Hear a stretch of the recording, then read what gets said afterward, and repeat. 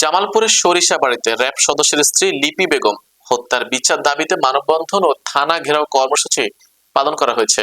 বিস্তারিত থাকছে জামালপুর থেকে পাঠানো প্রতিবেদনে।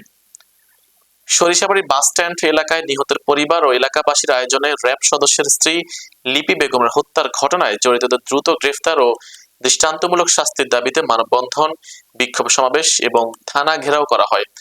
উল্লেখ্য, গত 11 ডিসেম্বর 2025 তারিখে সরিষাবাড়ী শিমলা বাজার এলাকার একটি ভাড়া বাসা থেকে লিপি বেগমের মরদেহ উদ্ধার করে পুলিশ। প্রাথমিকভাবে ধারণা করা হচ্ছে চুরির উদ্দেশ্যে বাসায় প্রবেশ করা দুর্বৃত্তদের চিনে ফেলায় তাকে শ্বাসরোধ করে হত্যা করা হয়।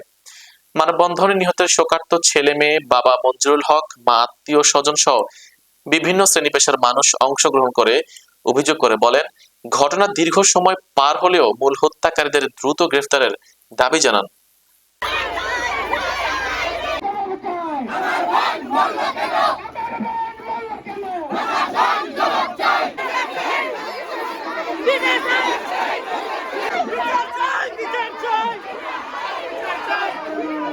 মেয়ে লিপি বেগম আমরা বিয়া দিছি সোহাকুর গ্রাম এবং কাদের মন্ডলের ছেলে, তার আমার জামাইয়ের নাম মহরউদ্দিন, র্যাবে কর্মকর্তা আছে এখন বর্তমান আনিং। আমার বাড়িও সোহাকু, আমরা পাশাপাশি বাড়ি। আমি মেয়ের বাবা। আমার বুধবারের দিন আজ 26 দিন হয়ে যায়, বুধবারে মারা গেছে, আজ হইতে 26 দিন হয়ে যায়।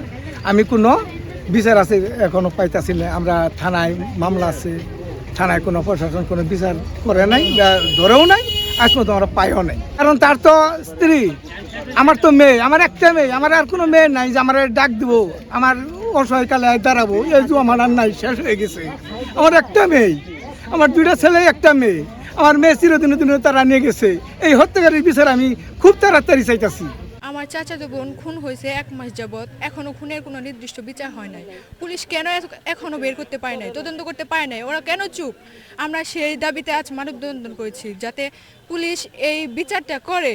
আমরা এই খুনি যারা জড়িত তাদের সকলকে শাস্তি দাবি জানাচ্ছি পুলিশের কাছে। আমার মেয়ে 1 মাস যাবৎ মৃত্যু হয়েছে, পুলিশ প্রশাসন চুপ করে আছে, খুনি এখনো ধরতে পারে নাই। আমার মেয়ের খুনির বিচার চাই। এই বিষয়টা আমাদের ঊর্ধ্বতন কর্তৃপক্ষ সহ র্যাব এবং আমরা পুলিশ, অন্যান্য বাহিনী প্রত্যেকেই পিও ভিজিট করছে এবং সেই ক্ষেত্রে সবার কাছে একটা সন্দেহ যে এটা আসলে রহস্যজনক একটা ঘটনা।